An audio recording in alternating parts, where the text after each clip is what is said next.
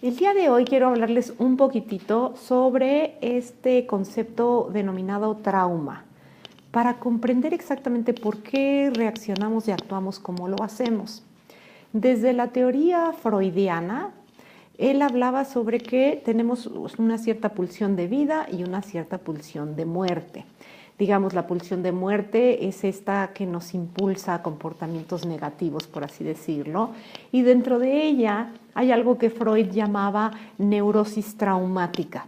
Significa que el cuerpo queda traumatizado a partir de cierto evento que lo marca emocionalmente. Eso es muy importante. Una vez que el cuerpo queda marcado por una determinada emoción o por varias emociones que se viven a nivel intenso. Por ejemplo, un padre que bebe y sube a los hijos al coche y va manejando y la mamá va gritando así como ¡ay, cuidado! ¡Nos vamos a matar! Y los niños van ahí asustados y todo eso. Eso puede motivar, provocar un trauma.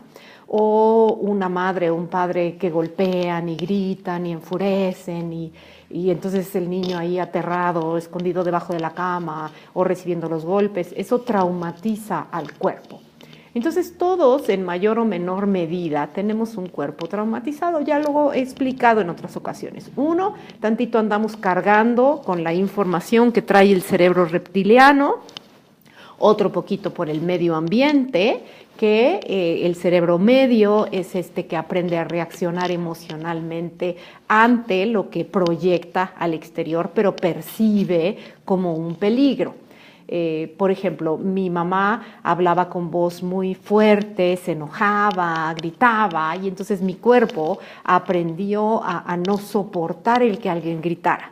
Entonces, si alguien se enojaba y empezaba a exponer su punto de vista con un tono fuerte y firme o movía las manos y decía, mi cuerpo se sentía aterrado. Yo ya era adulto y decía, bueno, ni modo que esta persona me va a pegar. La lógica me decía, no te va a golpear. Mi cuerpo reaccionaba aterrado ante el posible peligro que podía yo estar corriendo enfrente de esta persona. Entonces, el trauma no tiene que ver con la lógica, tiene que ver con una cuestión inconsciente, con una reacción que el cuerpo repitió y repitió y repitió varias veces. Digamos, por ejemplo, una persona que le toca en una zona de guerra vivir el trauma de una bomba que cae.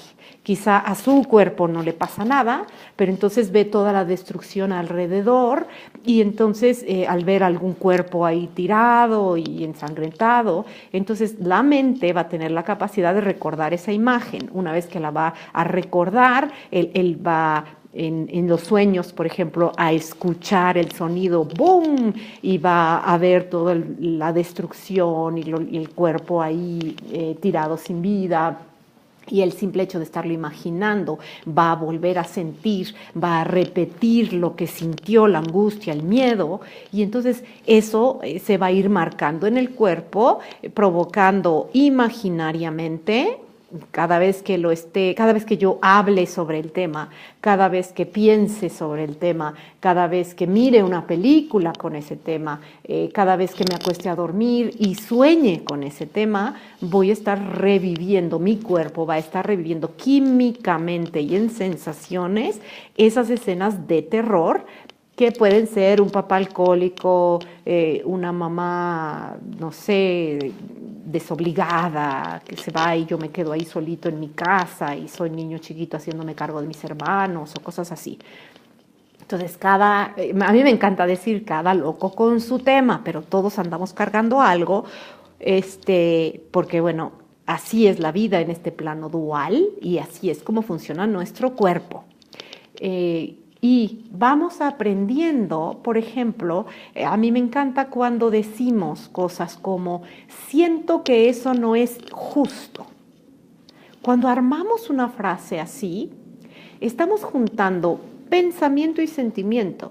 La verdad es que pienso que tal cosa no es justa y siento una determinada cosa. Siento coraje, siento miedo, siento frustración. O, por ejemplo, digo, es que yo siento que mi mamá nunca me quiso. No, yo pienso que mi mamá nunca me quiso y siento mucho dolor. Son dos cosas diferentes, pero como hemos aprendido a pensar con el cuerpo, imaginamos que lo que siento es lo que pienso. ¡Wow! Es maravilloso.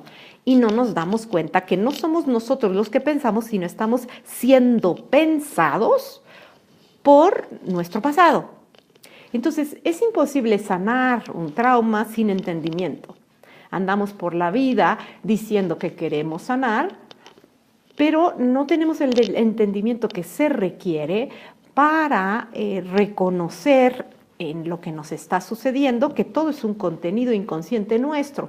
No podemos encontrarnos con nadie, con un viejo que grita horrible de un coche a otro y nos mienta a la madre. No podemos encontrarnos con una cucaracha, no podemos encontrarnos con una mariposa, no podemos encontrarnos con una persona linda, amorosa, cariñosa. No podemos encontrarnos con nada que no pertenezca a nuestra propia conciencia. Eso es hermoso.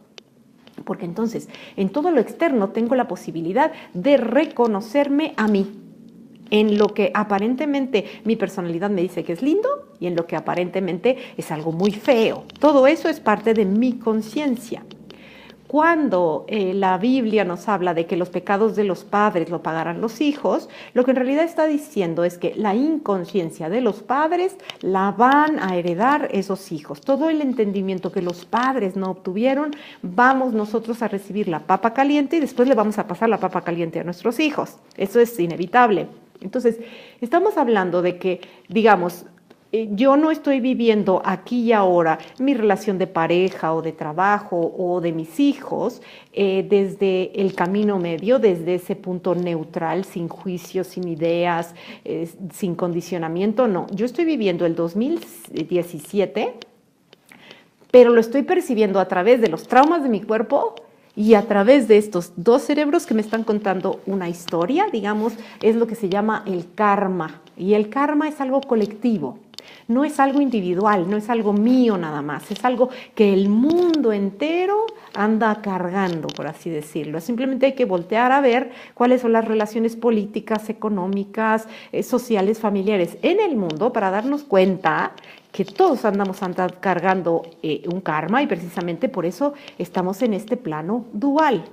Entonces, lo que viene a ser el ego, el trauma, es que proyecta a la afuera el contenido de nosotros. Entonces, cuando vemos que alguien nos habla muy mal, por ejemplo, que es grosero con nosotros, que nos grita o que no aprecia lo que hacemos por él, lo que estamos haciendo es proyectar la propia culpa inconsciente, lo que les decía en el video anterior, el pecado original, esa inconsciencia que yo traigo, ese karma, lo proyecto a la afuera, veo a alguien que viene y me grita, mi cuerpo siente dolor, mi mente dice, eso no es justo, y ahí no estoy siendo consciente de mí misma. Ahí lo que estoy haciendo es viviendo esa experiencia, creyendo que yo la estoy viviendo en ese momento como si a mí me perteneciera, sin saber que es el pasado haciéndose presente para permitirme a mí saber cuál es mi contenido inconsciente. Entonces, el ego observa esa fuerza de ataque desde afuera, la ve venir desde afuera. El ego no alcanza a reconocer que esa fuerza de ataque sale de mí, se proyecta y luego en el reflejo la vuelvo a mirar. Porque lo que el ego está tratando de hacer es defenderme para que yo no tenga la necesidad de atravesar por ese dolor, para descubrir que ese contenido es mío. Entonces, en realidad, cada problema que yo tenga en la vida es una oportunidad para sanar ese karma colectivo. Debemos entender que sin culpa inconsciente no puede haber sufrimiento, solo hay sufrimiento para aquel que en lo interno está lleno de culpa. Y acuérdense, solamente hay dos desde donde elegir, el miedo y el amor. El miedo es el ego, es el cuerpo físico con esos traumas grabados contándonos una historia, diciéndonos, siento que a ella no le caigo bien. Está juntando lo que siente y lo que piensa, es el cuerpo pensando por ti, no te está permitiendo a ti ver con claridad. Te está trayendo el pasado y toda esa carga y está interpretando lo que está ocurriendo aquí y ahora, pero en base en un pasado. Y está obviamente programando tu futuro, hacia dónde vas. Y en cambio el camino del amor es el camino de Dios, es el camino de la infinita inteligencia, es el camino de comprender que somos 5% conscientes de la realidad y 95% se está llevando a cabo inconscientemente. Así que, ¿quién puede saber más? El ego, el miedo desde el 5%, que aparte es una interpretación, o Dios, la infinita inteligencia, la fuente de todas las cosas, la totalidad, con un 95% de esa realidad. Ahí te lo dejo de tarea. Bye, bye.